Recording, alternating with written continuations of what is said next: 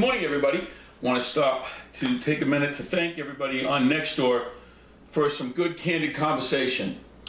I have naysayers. I have detractors. I have people that are not for me, and good luck to all of yous, okay?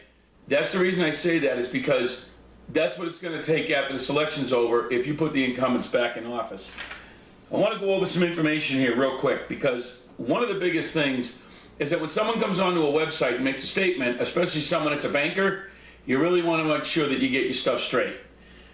The reason I'm off Nextdoor is because me and Al Krebs got into one hell of a discussion over what was right and wrong, what was Christian and not Christian, okay? And I had veiled threats by Mr. Krebs, which I kept every single one of those excerpts before they blocked me, okay? Talking about this or that, or I better watch myself. And I thought that was a little inappropriate, and I called him out on it, okay?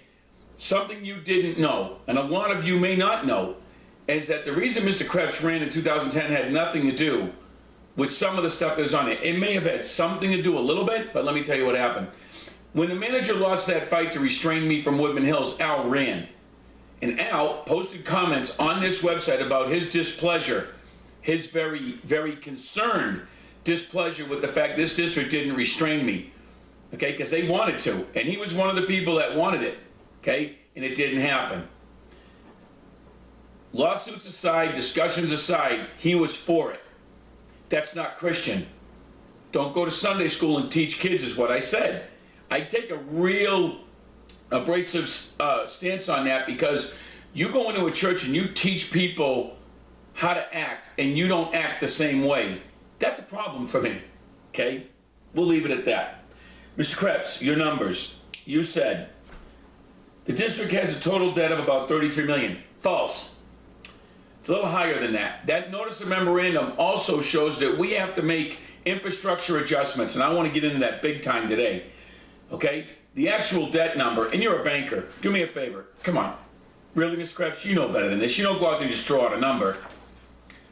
$35,400,000 tax document filed with the IRS. $2.4 million off is a little bit more than just a little off, okay? Mr. Lovato, although you got some of your conversation correct, okay? Why don't you remind everybody about what you and your wife did when you were getting recalled from the Cherokee board, and the lovely things you told the sheriff, which I had to defend, and I defended quickly. The reason why you won't shake my hand at a board meeting, huh? Yeah, I know. Must be tough walking around telling people something about me that isn't true so you can make it believable. Guess we don't want to get into that discussion, do we? Yeah, I know. Still not over that yet. I still haven't forgotten about it either. Why don't you tell everybody what I'm talking about, okay? Because the sheriff's investigated up one side and down the other and found that your wife's accusations and your claims were absolutely false. That didn't stop you from showing up down at Cherokee and throwing me under a bus in front of all those people who for a second actually believed you. Base bill when I got here was $116, or just a little bit over that. We'll round it up to $117. The only thing you got correct, or one of the things you got correct, was the $155.88 of the current bill. What you left out is we used to get 7,500 gallons of water, so when you made the statements on here about the bill not going up that much, well, let's talk about that for a minute. The original bill was $116, with 7,500 gallons of water under the current system at 0.0029 times 7,500. You add $21.75 to the base bill, and you have $177.65, which brings the difference from the old bill to the new bill since I got here of $60.65. You, however, go on here and make a comment about the fact that the bill went from about, what was it, $147? Yeah, no, that ain't right. So it's right here in your little thing, $147. No, it hasn't been that for a little bit, but I like to go back and let everybody know that in the mid-2000s what the bill actually was when I got here. So that's a $60 increase since we got here. Want to go over the secret meetings issue? You were wrong on that. It was 39 call requests, and none of them were attorney-client. So, and they were for financial records, operations, leases, and general financial stuff that had to do with this district. I want to get into that for a minute. So that's about as far as I'm going to go with correcting you on that. So if you want to know why Mr. Lovato didn't shake my hand, why don't you go ahead and ask him about some of the lovely things he told some of the people in this district about me, trying to make something worse than what it was. I really want you to do that, Mr. Lovato. Go ahead, okay? Because you know what you'll be subject to because, well, you know what you'll be subject to. You can say those things when I'm a candidate, but notice how you didn't say them after I wasn't a candidate. I want to make that real clear. And the reason why he was recalled from Cherokee was because it was a conflict of interest for him to be on our board and their board at the same time. That's why they got rid of him. All right, let's move on. I want to thank all these lovely people on here for getting involved. Folks, it's really good to see. I have detractors. It's the way it is. Let them detract. Okay? There's always going to be the Clintons versus the Trumps. I'm a person that sees things a little differently because I know what I'm looking at. And to the gentleman who said, I know what I'm doing, you're right. I'm banned for a reason. I'm not banned because, well, I know why I'm banned, and I know who banned me. Let's not talk about the ban. I don't want to be on Nextdoor. I really don't want to be on Facebook, okay? People don't want the truth. They can't digest the truth. But it's something I live with every day. If you're a parent and you're teaching your kids the way to act in society, why don't you try doing the same thing? Practice what you preach. Don't teach your kids to do one thing and then you do another. That's what parents have to do, okay? And it's difficult, and I understand that. So for all those folks who come on here and say this and that, or I'm not here for a reason I'm not there, it's okay. It's perfectly all right, okay? But I will tell you this, don't come onto a website and make a $2.4 million mistake. That's a big one, okay? And we owe a little bit more money than that, okay? Because capital infrastructure costs are still a debt we're gonna have to pay. Parallel water lines, water tanks, infrastructure, and now I want to talk about that. Why I keep using the word 2,652 platted homeowners. In the original platting for Woodman Hills, the original platting was 1,180 acres, and I think it was 1,150 homes. After that, we expanded, filing 11, okay? And that was the whole situation with Hobbs, all right? Then we had a little bit more expansion. We took on some more responsibilities, and we took on the water and wastewater responsibilities for other people around us. The problem is, and I want you to pay real close attention, gather around, come on, take a minute, grab a cup of coffee. The infrastructure in Woodman Hills was only set up for the original 2,652 platted homeowners. Ponder that for a minute. That means for every customer we add after the fact, regardless of what anybody comes on here and tries to refute, we have to have the infrastructure to meet their needs. We weren't set up for that. That means we have to expand to meet the needs of the additional obligations to service those customers, which means we've changed the fundamental dynamic of Woodman Hills and basically become a utility.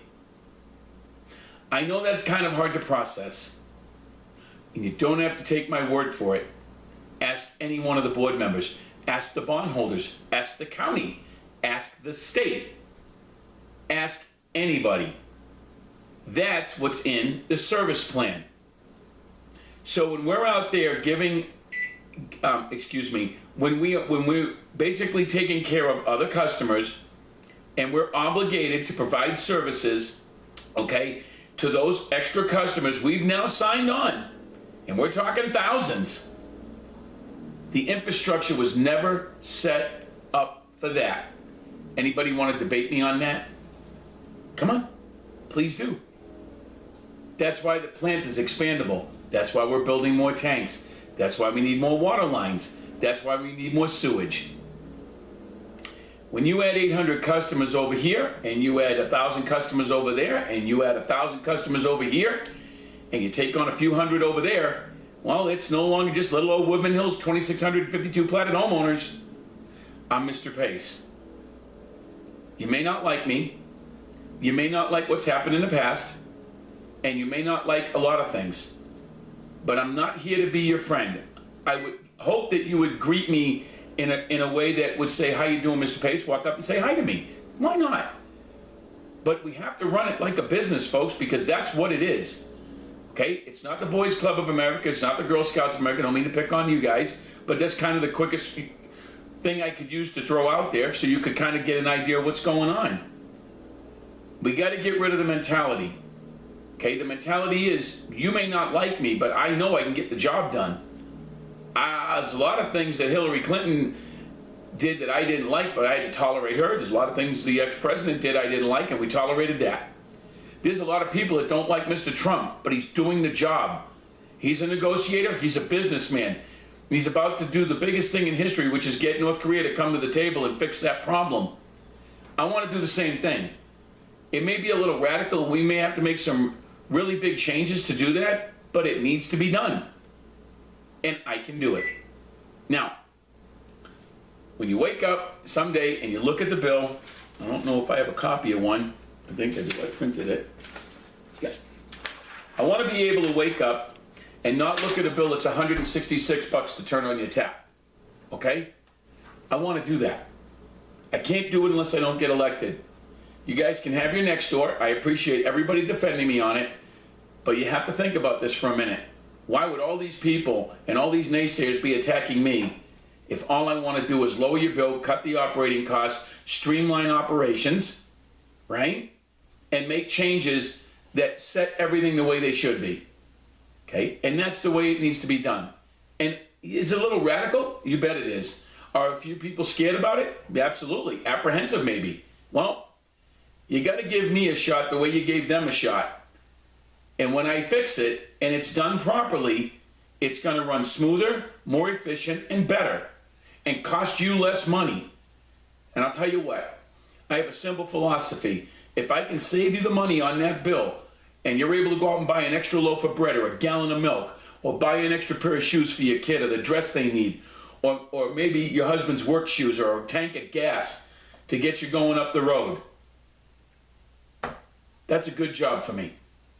I'm not going to be able to get rid of the bill, but at least let's make it palatable and something you can feasibly understand and afford. Doesn't matter how much your houses go up. We're paying average utility bills around here of about $400 a month per home. That's a little much. As far as the pay-for-use park and rec fee thing and doom and gloom, not true. Okay? I hate to tell everybody this. I have the documents. I have the original imposition of the park and rec fee, the original imposition of all of these fees. I tracked all those documents down. They're on my website. I also tracked down a little-known lease agreement that says 1 through 10, after paying off the original lease agreement, should have had their bills low at $20 a month. And something else I want you to wrap your head around today is proportional share of debt. Not everybody in this district is supposed to be paying the same amount. That's under Title 32, Section 4, if I'm not mistaken. It was on my website. And I can thank my assistant and my mentor and my awesome new assistant, Mr. Stiver, for all of his assistance. Okay? Let's fix the problem, folks, instead of fighting about it. If I'm wrong, and after 6 months you think I'm just not the right guy for the job, you come in and say, Mr. Pace, I don't like you anymore, or something's wrong. We'll discuss it. But at least I'm going to give you a chance to do that in a meeting without ripping you to shreds or yelling at you. And I also want to get rid of the 3-minute clock. If something's really that important to you, it's really important to me because it's a concern for you. You brought it to me to begin with. And I think the new board understands. Also, those 5 names on that board were done intentionally by me. I didn't get their permission. Maybe they're upset with me. Maybe they're not. Those are good, excellent, honest, trustworthy Americans, citizens, ratepayers, homeowners, mothers and fathers, and people that live in this district. And people I'd be awesomely, awesomely excited to sit on that board with. Okay? Let's go over their names. It's Russell Ryder, super guy. Met him, talked to him. Sherry Ringen, met her, super lady, awesome lady, good with numbers. Troy Stinson, officer, great guy, down to earth. Not Anthony Pizzi, far cry. Okay? And then last but not least, Nicole Vance, super lady, intelligent, gets the job done. Good people. People that signed up to do something that other people don't want to do. So if you don't like me, or there's something that rubs you the wrong way, or maybe you're not happy with the way I look, maybe I'm ugly, maybe I don't have enough hair, maybe I'm not skinny enough, tall enough, maybe you don't like Italians, I don't know. Whatever bothers you. Maybe you don't like people that drive trucks, or whatever. You don't like my signs. Find something wrong. That's fine. I'm cool with it. Got 4 other great people, really good people. Don't forget to vote. Because what hasn't been working in the past is not working now, and we need to fix it. And you can't bring back truth, trust, and transparency by keeping the incumbents. And I challenged every one of them to a debate, and they all failed. Every one of them. I'm not going to single out the other fellow, Mr. Lukens, because he didn't show up either, but I wanted to debate him. But I kept my word, didn't I, Mr. Lukens? What did I say after the meeting? See? Okay. Folks, don't forget to vote. It's real important. Get the facts. And I'm glad I'm not on Nextdoor because, quite frankly, folks, I'm just not a big fan of social media. Don't forget to stop by my blog, get the facts, read what I have to say, and remember this. The people that are in fear right now are in fear only because their lives may change soon, and it's because of the board's actions that caused all of it. There's no reason to fear a new board. And I can fix it. That's my promise to you. I'm Mr. Pace. Please don't forget to vote. Honor the millions of veterans like my dad. He's still here. And put on a uniform, and some of them took a dirt nap so you could go in there and get on these websites and do what you're doing right now. Okay? Because that's a form of freedom of speech and your First Amendment rights. And dang it, they took the nap so you could keep those, along with your Second Amendment rights. So do me a favor and throw them a little kudos and some honor and respect, and send a ballot back, even if it isn't for me. Thanks for stopping by.